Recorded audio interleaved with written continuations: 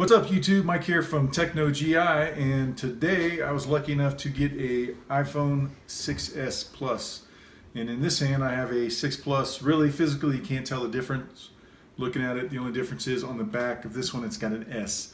But here in a minute we'll show you kind of the difference in benchmarks and speed of these two.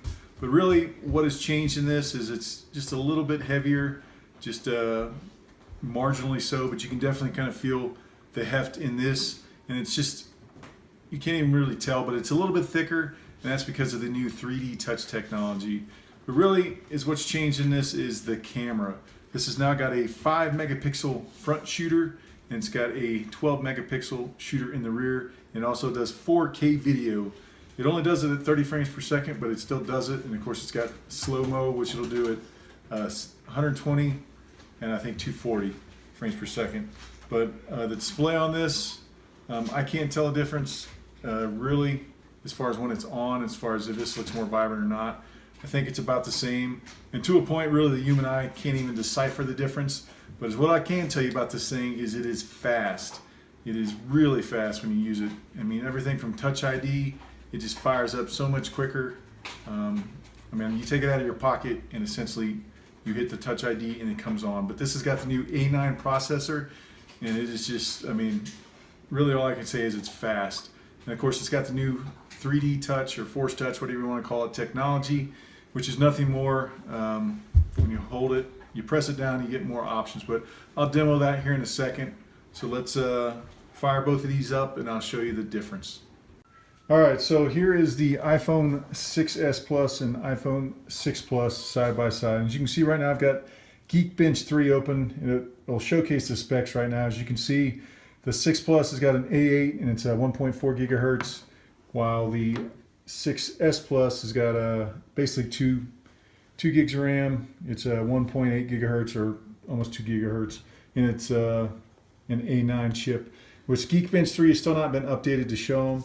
But as you're looking at this, I'll just show you the physical differences real quick, which is really none. So if you put these back to back, side by side, physically it's pretty much the same size. Like I said, it's maybe millimeters of a difference, but I've got a 6 Plus case that I bought 6 months ago that I'm using on the 6s Plus, and it works just fine.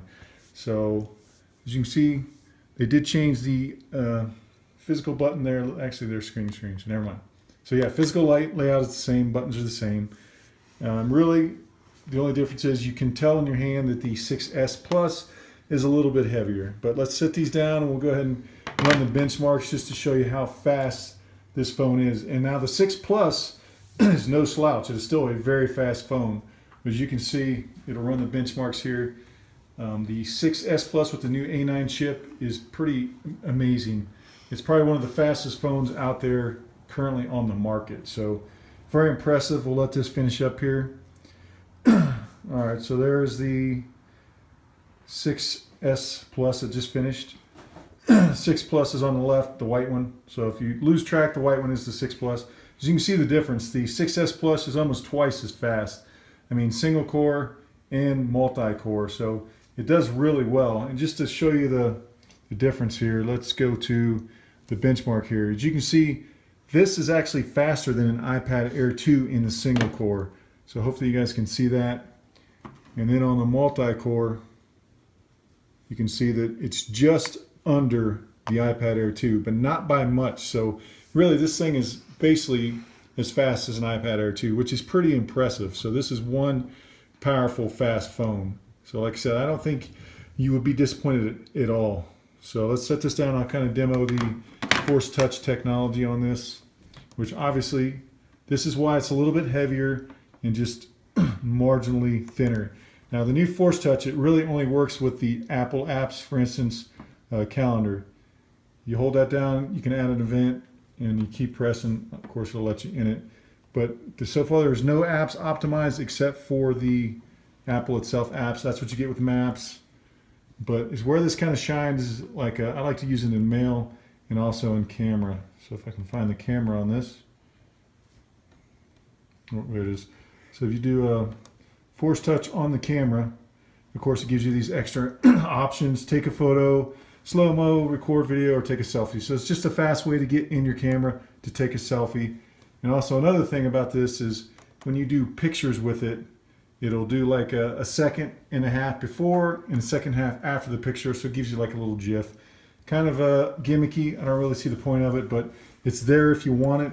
And again, with the Force Touch or 3D Touch as Apple's calling it,